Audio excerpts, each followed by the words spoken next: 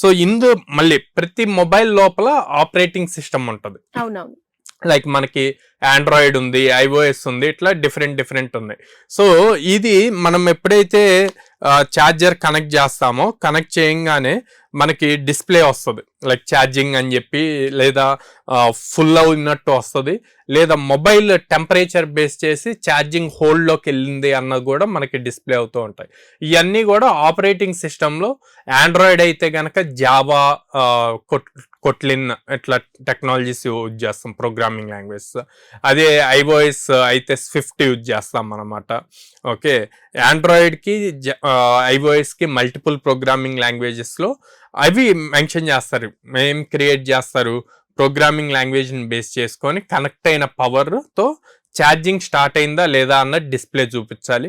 తర్వాత ఎంతవరకు battery charging అయిందన్నది చూపించాలి. ఏదైనా టెంపరేచర్ ఇష్యూస్ వల్ల మనం చాలాసార్లు చూస్తాం, your phone has high temperature, charging హోల్డ్లోకి వెళ్ళింది అని చెప్పి ఉంటుంది. సో అట్లాంటి అన్ని నోటిఫికేషన్స్ రావడానికి ఈ ప్రోగ్రామింగ్ లాంగ్వేజ్ యూజ్ చేస్తాం అనమాట.